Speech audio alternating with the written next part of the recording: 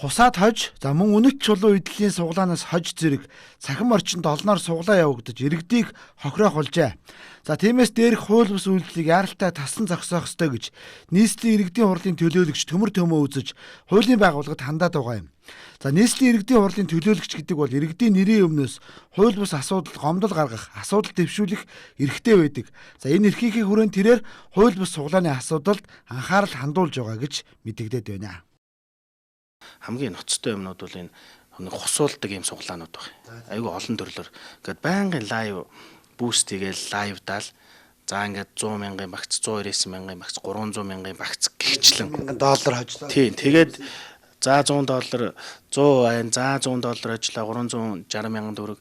Тэгээд үндсэндээ 199 мянган төгрөгөөр авсан суглаа 20-30 сая болчиход байгаа. За тэгэнгүүт 20-30 сая төгрөгөө одоо авъя гэд нөгөөд бол хандахаар за танд олон улсын данс байна уу гэдэг юм байна. За олон улсын данс одоо байхгүй гэхээр за та над руу 2 сая төгрөг шилжүүлээ.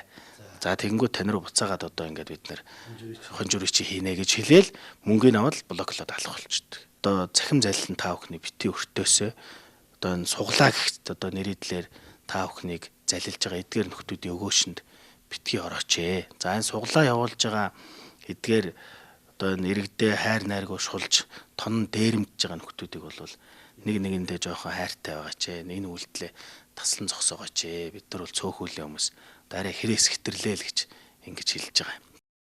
За хонжир суглаа явуулах эрхийг зөвшөөрлийн тухай хуулинд тусгаж сангийн яамнаас тусгай зөвшөөрөл олгодог байна. За тиймээс хуулийн энэ заалтыг хүртэл хүчингүй болгож байж асуудал цэгцэрнэ гэж тэрээр үзэж байгаа юм а. За гол нь иргэдийг суглаа худалдан авч хууль бус үйлдэлийг бүү цэцгэлүүлээч гэдгийг тэрээр уриалж байна. Над руу одоо маш олон иргэд энэ суглаанд хохирсон иргэд хандж байна. Тэгээ тэр иргэдийн буруу гэхээсээ илүү энэ ямар ч иргэдээ хайр найргуу хөлөгдөж байгаа, луурдж байгаа энэ луурчдын буруу л гэж ингэж үзэж байгаа. Тэгэхээр манайд бол тохирохгүй юм байна. Энэ суглааны асуудлыг нэг талд нь гаргах хэрэгтэй юм байна. Хууль хяналтын байгууллагууд эрх зүйн орчин байхгүй учраас тодорхой сайн хөдөлж чаддгүй юм байна. Тийм учраас эрх зүйн орчныг сайжруулсны дараа хууль хяналтын байгууллагуудаар шахаж шаардаад ажиллах учиртай юм байна л гэсэн юм ойлголт. За Монголд хонжир суглааны эрх зүйн орчин тэмч таатай бүрдээгүй. За дийлэнх их нь асуудалтай байдаг. За тиймээс иргэдийг амар хэлбэр аргаар мөнгө олно гэх сэтгэлгээнээс салж суглаанаас татгалзахыг тэрээр уриалж байна.